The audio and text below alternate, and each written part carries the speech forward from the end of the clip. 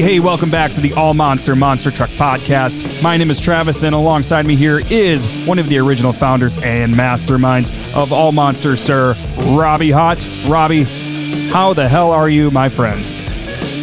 It has been a while. I am doing better, and I hope that you are, and all of you that are listening and or watching are as well. It's good to be back on the horse, if you will.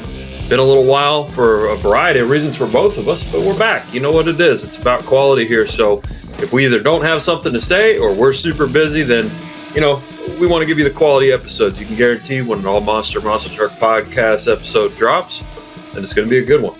We got a little time. So we were both at shows this past weekend, and hey, I wanted to talk about it, man. Yeah, sure. So you were in Indy. I was in Milwaukee. Indy, from what I saw, looked to be a fairly decent show. What were your thoughts on Indy and what you saw when you were there? Well, quick context, I was only there for the Sunday afternoon show, not the Saturday evening show. And originally, I didn't think I was going to go to any shows for quite some time. We'll say, long story short, on the personal end, a lot of stuff's happened, and that's why you guys have seen a little gap with the uploads as far as AllMonster's YouTube channel and the podcast. But hey, we're back, we're ready to go. So amazing support from a lot of folks. If I shouted them all out, it'd be too long of a list, but really appreciated the hospitality on Sunday. And as you mentioned, the show was tremendous, man. I think the only thing that was a little bit of a downer for me was skills. But as Randy Brown and Gravedigger used to say back in the day, you'll have that from time to time. What I walked away impressed most with, I would say, is probably Tristan England. As a person who has not seen him drive in person since he was back in Megalodon in the 2021 season in Indianapolis, where he took some wins, it was cool to see that progression. Man, is he good behind the wheel. I will step on my small soapbox here, and then the rest of it isn't hot takes or really crazy stuff, I would say. But anybody who can, at least at the bare minimum, appreciate what Tristan England can do behind the wheel of a monster truck, it's crazy. Some people say, oh, he's boring, he's too technical. Well, in that case, about anybody that has any measure of control over a monster truck is too boring and too technical. I will never understand that. I think he did a tremendous job behind the wheel and on the mic. I walked away very pleased with his performance and his control of his truck. He had some great moments and skills, really saved that competition in my opinion. And consistent in racing, didn't get the victory, but consistency is key when you have this overall event champion format. He won skills. He was right up there in freestyle. He was right up there in racing, and just edged out Colt Stevens and Thunder Roars. Really cool. And I think for me, seeing the racing was a highlight as well. I really like the not super big berms race courses. I like the one that they've got going on here. I feel like it really is an interesting course to watch and doesn't as much get in the way of the freestyle track. So those were just initial impressions. I don't know how everybody else felt about that stuff, but for me, it was definitely thinking about Tristan England and thinking about Adam Anderson and Chris Kohler. Those guys are really stepping it up. And I say stepping it up like they stepped it down. I can't say really that that's the case. It's more so, at least from what I've seen with Chris, he's got a fire in his belly. He's around good people, and he is really, really stepping up his racing. Made the finals, and his freestyle was consistent and strong and didn't wreck anything. And I think that's about all you can ask for, man. So really good to see the aggression from both of those drivers and really outstanding runs from them too. So I like seeing all that. There was really good driving happening in Indianapolis. I don't just like wrecks. I like some really good driving, some saves, some pulling out of tricky situations, and some good hard racing too. Yeah, and I can agree with a couple things you said on Indy there. And one thing I like about Indy is that because of the floor size, in terms of the stadium floors, it is a little bit on the smaller side compared to a lot of the floors that Monster Jam does run on. It's a little bit more narrow. It might be not quite as long. I think it's just more narrow than anything, right? But I've always enjoyed Indy. I always thought that building produces good shows for whatever reason. But to accommodate the floor size, the track is always just a little bit different. And it's different enough that it definitely gives the show a different vibe. So good on Indy. That sounds like a great time. Yeah, and again, with just personal connections here, you guys need to check out Tom Foolery Motorsports YouTube channel. They are really stepping up the quality, and what I think from a nerd perspective, and the folks that may be listening to this, I'm not just stumping for somebody that I'm helping out. I really think there's a lot of cool stuff here that's going on. The biggest one for me, from a nerd perspective, is that they're including radio communication. So you get a little extra step inside. You get to hear Matt Pagliarulo talk with his crew chief. Yeah, if people haven't seen it, they need to watch. That's both on the All-Star Tour shows that they put on the channel and on the Monster Jam shows. And honestly, I just think it's a really neat touch that no other teams are doing, and it really brings you in. Doesn't hurt anything or anybody's reputation or anything like that either. It's just a good, clean extra that they're adding. So you get to hear what goes on in a driver or a crew person's mind as it's happening during the show. Very cool. So good folks. They had a rough weekend with breakage, but persevered as much as possible. So really just love seeing the Tom Foolery boys and the Team Scream boys be on a tour at the same time, along with Adam. It's a fun tour, man. The vibes, even with a lot of work to do backstage, if you will, the vibes were real good. Good folks. And I would be remiss if I did not discuss very quickly that the Monster Jam Hall of Fame finally has a new addition. Tom Mintz is there and will be inducted at the World Finals this year. So he was able to be announced by Leslie Mears for that, and then talk about his history in Indianapolis, which of course runs very deep. So yeah, your point about those Indy shows, man. Indy and St. Louis for me are special shows year over year, and I just love going to them. You pretty much always know you're going to get a banger, and that's awesome. I love knowing that going to a show, like this show will be awesome. So always that way in Indy, and good folks, definitely encourage you to check those things out. And that is your Indy report from Sir Robby. I was in Milwaukee this last weekend. There were 3 shows, 2 Saturday, 1 Sunday. I was there at least trying to look like I was helping out the Send It team, Classroom Crusher and Sparkle Smash. And the first show of the weekend was pretty exciting. We saw CP3 get his first competition win, I believe. So he picked up racing. He came very close to taking an overall 2. I think he really just had to finish above Weston in freestyle, which I think arguably could have been done because Weston backflip, but he did leave 20 seconds on the clock, whereas Chucky completed a full and exciting run with skills, big air, et cetera, et cetera. But that's a whole nother topic. You're always gonna get some of that with the fan judging, of course, as expected. But so it was really cool to kind of be there and see that go down for Chucky. And in the second show, Chuck started to have some issues. Chucky had a motor issue. Kylie had a rear steer issue. Those were figured out as best as they could be. Chucky ended up running on 7 cylinders on Sunday. I don't know if that's something that the host would have said or anything on the stream or to the audience, but all things considered, man, he freaking killed it. You would have never guessed, unless you've been around this stuff for forever, that he was running on 7. He was still pulling off skills, maybe just a little bit more sluggish off the line in racing, but other than that, still put on a great freestyle, good skills runs, all that. So Milwaukee was a really good time. It's a little bit of an interesting building in terms of the logistics for the Monster Jam folks and the trucks and the crews and all that, but man, I had a good time there, and I am gearing up, currently packing to leave in about 2 hours, and I will be headed to Minneapolis to go hang out at US Bank Stadium for the weekend. So yeah, you're hopping over to the tour that I was on there, Stadium Tour East, and again, just encourage you to enjoy the immaculate vibes in the crew, even when it was a rough day. That was what really picked me up. That was my first time around the Pags and around. Team Scream's been a 20-year, like I'm familiar with them, been around them, but seeing the Pags have to work until 5 a.m. on an engine, it must have been a weekend for engines, and still shouting out Chris Kohler too. He went from Saturday night, he went and stayed and helped them until the wee hours of the morning, we'll say. I don't know exact time, but we'll just say it was until curfew, and they worked all night. Did that, then made the finals in racing, and then put in I would say at least a top 5 freestyle, if not top 3. He did a great job and helped the Pags out with the engine, all that stuff. That's a true, person that you'd want on any.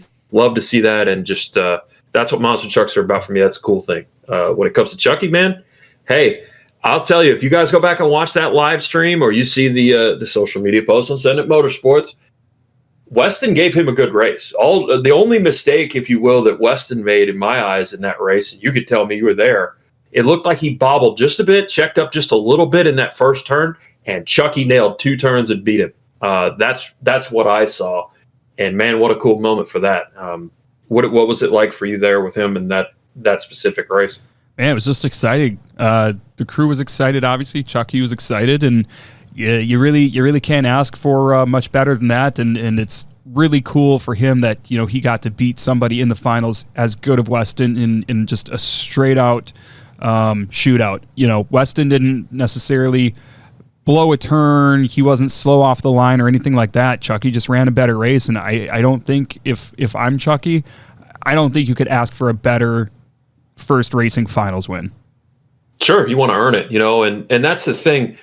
Without naming names and without, I don't mean this as a shot at anybody, but everybody knows how this goes in life, whether it's monster trucks or real life. There are people that are the son or daughter of something, right? And sometimes those people really truly earn it, and they're that talented. They do a good job. Sometimes they're handed it, and it's really a case for Chucky where if people don't know his history, he has crewed and worked very hard behind the scenes before he got into a seat and stuck. There are many long nights when he was with the tomfoolery team doing that stuff. There's video record of it. So to see him earn that is really cool. And again, like you said, earn it straight up is even better. So I will say, I have not attended a modern freestyle Mania.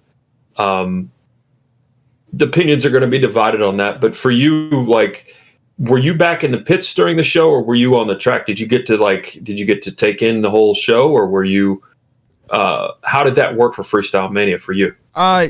So I guess, for anybody that's familiar with the current arena format that we've really had for what honestly feels like forever, at this point, it's the same. It's exactly the same show. Freestyle Mania, in my opinion, doesn't, so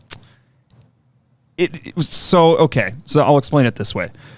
Freestyle Mania, when you go, you are getting the same show. You're getting racing, you're getting skills, you're getting freestyle motocross, but freestyle motocross is doing 2 competitions and then back to back. And then after that is freestyle. The format's the same. Freestyle motocross just has more going on. And then obviously the other big difference is that their points are factoring into the overall team points. Team Gravedigger. It's not just Weston. It's also his freestyle motocross rider, right? So, so the freestyle motocross riders are playing a role in the points, but otherwise, as far as the show itself, the format, it's exactly the same. And the show's branded differently to reflect what they're doing. And that's not to say I don't like it. I absolutely do. I think it's a good idea. I'm more of a believer seeing it in person. It's nice that the FMX guys kind of get more time. They get more face time. They're featured on some of the little interview things in between segments of the show and whatnot. So I do kind of enjoy that team aspect, with different disciplines. It almost makes you think a little bit of the Triple Threat series that they obviously did a handful of years ago. And you'd have the same driver, you'd have Kristen Anderson hop out of her monster truck, go get in a UTV, then go get in, a four-wheeler. And so there was one driver for all those things. But I do kind of like what they have going on where you have one person in a monster truck and a different person on a dirt bike. That does add... I guess that adds some intrigue there to me personally. So it's nice that it's something a little bit different compared to the rest of the arena tours and the formats that we've had for forever on these arena shows. But it'd be nice if it was more different. My concern is that year over year with the tracks being the same, the format being the same, that you're gonna lose repeat customers. And you're never going to lose an audience overall because people will still keep having kids. And as long as that keeps happening, there's always going to be an audience. I love that. But people will still keep having kids. Travis Swillow, 2026. Well, perfect. And I am currently one of them. So yeah, anyways, overall though, it's good. But while we're talking about the points and kind of how that works for Freestyle Mania, I thought we could just kind of briefly touch on where the standings are in all the points series and see if there's any surprises. What are our initial predictions? Are they on track currently? So we're talking about Freestyle Mania. So let's look at that really quick. We have Weston Anderson and Noah. I believe it's Bakken. I'm sorry if it's not. Yeah, Noah Bakken. Yep. Bakken, sorry.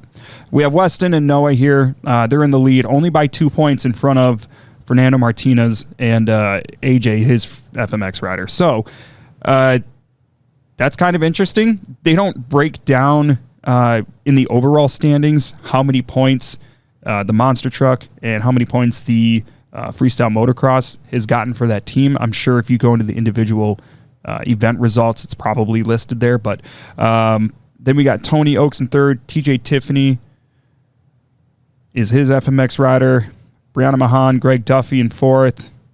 Michaela Telechka, Scott Murray in fifth. Chucky Pocken and Drew Slaw in sixth. Brandon Telechka and Chandler Hayter in seventh. And Kylie Kent and Cam in eighth place. So honestly, no real surprises here. Fernando's obviously trying to keep Weston honest, but I do think that his FMX rider is making it a little bit more competitive as well, probably.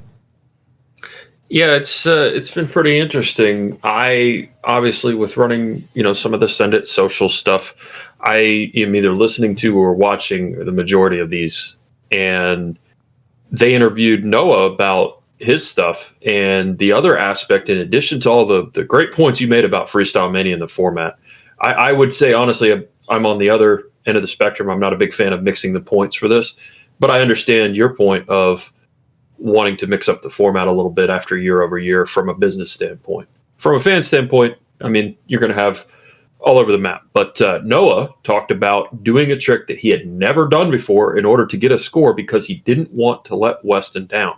So that aspect is pretty neat. I think that's pretty cool. They're pushing each other. And I could get down with that, whether it's on a dirt bike or a monster truck. I can understand the competition aspect is really cool. So liked hearing that, liked seeing that. And yeah, there's a lot of pressure on these guys, especially if I was Noah, man, I would feel a lot of pressure. You're the teammate of a guy that has never lost on a tour. The expectation here, whether everybody likes to admit it or not, the expectation is that Weston's going to win again, and he's going to go 5 for 5. But this new format is definitely going to challenge him. And Noah, apparently, he's going to be starting to learn some even more new tricks or something to keep Fernando at bay. I don't see any surprises here either, to answer your question. But that aspect was something I wanted to bring there and mention because I think it's pretty cool that they're trying new stuff. And it's not just the monster truck guys doing that. It's the freestyle guys as well. 100%. And since you mentioned Send It, let's move on here to the Arena Series East, where John Zimmer Jr., to nobody's surprise, is in the lead here. MJ Solorio is 23 points behind him, and that's not a ton. But what I find interesting here is in third place, we got John Zimmer and Megalodon, 64 points behind his son. And John has been having a hell of a year so far. And so he is above Montana and Triton Robbins, who have fourth and fifth, respectively. Cody Saucier is down there in the bottom half in Dragon. Kristen Anderson, Gravedigger in seventh, and Logan Ashline and Sparkle Smash down there in eighth place as well. So again, no surprises here, but I'm glad to see John Zimmer, having such a good run in the standings so far. That's pretty cool to see. Montana and Triton there, they've had some tough luck. Triton hasn't been pulling out, as many racing wins as what he did last year so far, but obviously they have a lot of time to try to ramp up and try to catch up as well.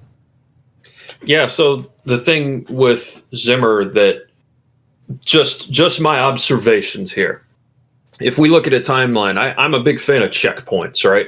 Last year in 2024 in Dayton, Zimmer was just getting the hang of doing, the little moonwalk kind of deal off of the pod. go to the single log, trip the nose up, do the thing. He was getting the feel and the hang of it. If you fast forward a year, he's doing moonwalks, shutting the truck off on the nose, doing combos just like Johnny is. Obviously, put in the time, put in the effort, used that veteran knowledge, watched and learned, experience, all that stuff has led to better skills scores for him. And I think that was the missing piece last year. Not that he was doing horribly there, but now he's getting 7s, 8s, that area in skills, whereas before it was more like 5, 6s, and that can help with your overall score a ton when you're chasing points and stuff. He's also done very well in racing. He's gotten a couple final rounds and things like that. So love seeing the consistency, and the OG still got it, man. When it comes to the rest of the field, interesting one to consider for the next couple of events, at least, is that Kristen Anderson is not going to be driving Gravedigger there. It's actually going to be Brennan Arthur. She is down with an illness. She had already missed an event in Providence due to that. And then it's announced now that Brandon's going to be taking over for her for the next couple of weeks. So that's going to be an interesting little addition to that series. I was surprised in Providence that they didn't have somebody fill in for Kristen. If people don't know, there's a backup system usually. There's a backup driver in some regard available. So I'm a little confused, honestly, about that too. Correct. And that was 2 shows. So that's 2 shows that she's not getting any kind of points whatsoever. And, it's not like there's an FMX rider here to gather some points for her. So, I mean, it's going to be really tough for her to kind of claw her way back up, missing 2 events like this. But I am pretty excited to see Brandon in a Gravedigger truck for his short time driving and being with the company. I wish we could see him do a full first quarter, but, he's done a show or 2 for Tristan this year, and I think he's great. I think he would. Yeah. I think he'd be awesome to see through full first quarter, but I don't know if he just has prior commitments or other things going on during first quarter that he can't commit to a full-time schedule. But I'm excited to see him in Digger, and it's got to be cool for him being so fresh to all of this still too relatively, and getting to hop into the seat of Digger. So that's pretty rad. So I'm excited to see that, and we'll see how he does there. He's done probably more stadiums than he's done arenas at this point, I'm guessing, with all the international shows that he does. But that will be that'll be pretty neat to see. So the progression there is super neat. He's actually in 4th place on the international tour right now, in Digatron, and they trusted him. He's kind of got for the old school fans. If you check it out on the podcast here, we interviewed Leo Donnell. Leo Donnell's a great comparison, in my humble opinion, to Brandon Arthur. He's been the super sub. Brandon Arthur came in when Tristan had a week off, if you will, and won skills in St. Louis. Pretty cool. He came in and just subbed and kept those points going for Tristan. So he gets an opportunity, he nails it. He gets another opportunity, he nails it. He gets another opportunity. And man, I'd be surprised if he didn't nail it in Gravedigger in the next couple of weeks here. Yeah, absolutely. So moving on here to the last Arena Series. And of course, to nobody's surprise here on Arena Series West, Blake Granger is in the lead. Not by a ton. Armando's sniffing his butt a little bit there. He's 42 points behind. So, I mean, if Armando really locks in, if Blake has some bad luck, we could see Armando up there. Tim Hall Jr. is also 79 points behind the lead, and he is killing it this year, man. He had a lot of bad luck with his truck and everything last year, but this year the truck's been a lot more reliable, and he's gained a lot of skills and gotten a lot more wheel time, and he's killing it out there. And in 4th place is Matt Cody and Gravedigger. Alex Barden behind him. Carson Williams, Thunder Roars in 6th. Ashley Sanford / Matt Doomer. Megalodon in 7th. And then Cliff Turner and Velociraptor in 8th. So no surprise here. I think we generally expect Blake is going to take this, but it's still early, and he's not absolutely running away with it quite yet. So that is Arena Series West. And moving on to the stadiums here. Stadium Series West. They've had some really good shows. Ryan Anderson is in 1st, only by 6 points, and he's being trailed by Tyler Meninga in Gravedigger. Bari Musauer is only 40 points behind the leader. Dalton Weiner sitting in 4th, nice and comfy there. In Shell Shocked, 5th place, Bryce Kenny Wreck deck, respect the deck. 6th place, Corey Rummel and Bailey Circuit. I don't know that we've had the chance to do a pod since he was kind of revealed as the driver, but honestly, that seems at the surface level, you wouldn't say, oh, that's a good fit, but I think it actually has been, and it's been fun to watch him drive. It's been fun to watch him drive. Zach Garner is in 7th.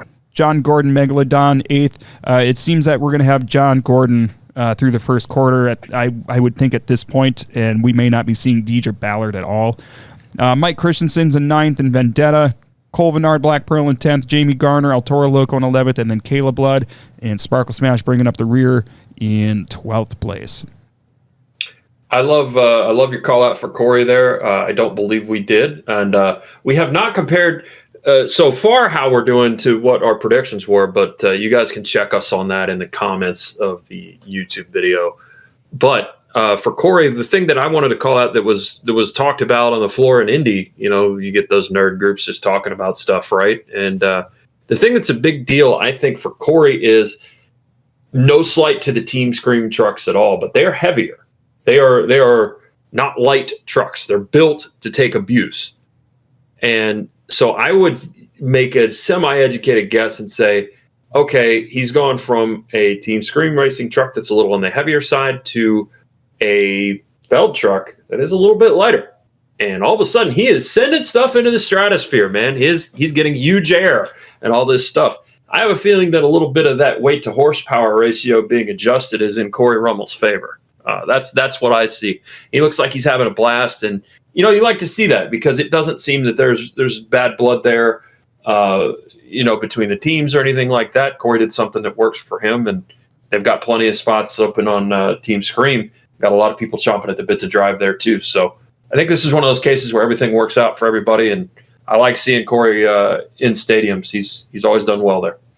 Yeah, I agree. So we're gonna move here to Stadium Series East. I will be seeing this lineup over the next few days. I don't remember what my prediction was to take this series. I don't know if you recall what yours is. We said Tristan.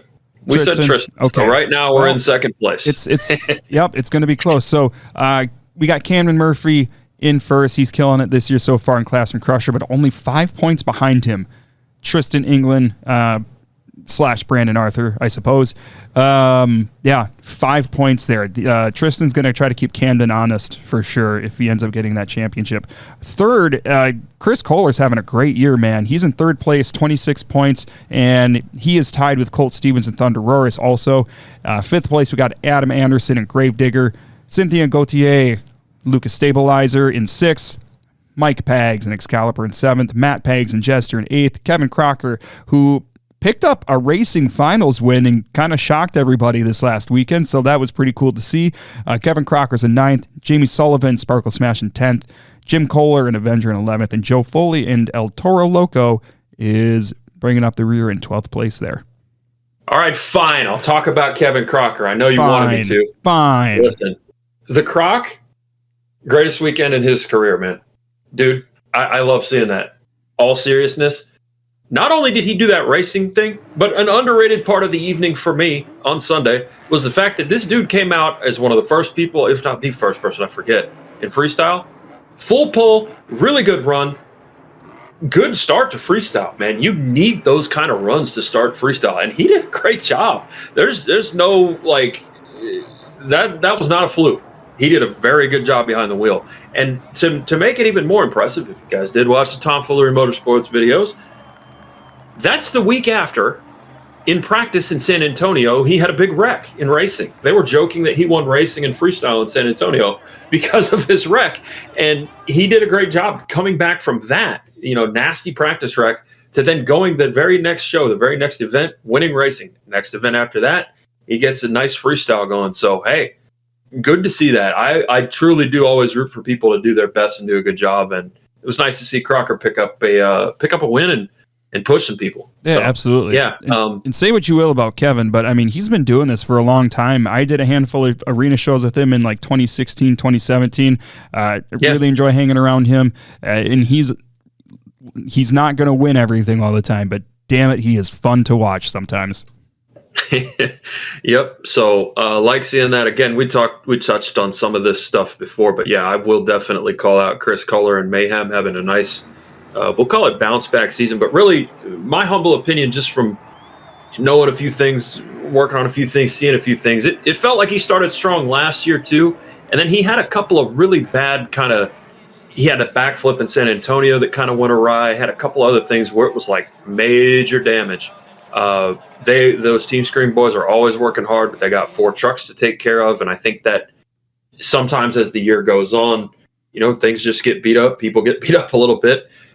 They were always fighting a good fight, but man, it looks like he's really strong this year.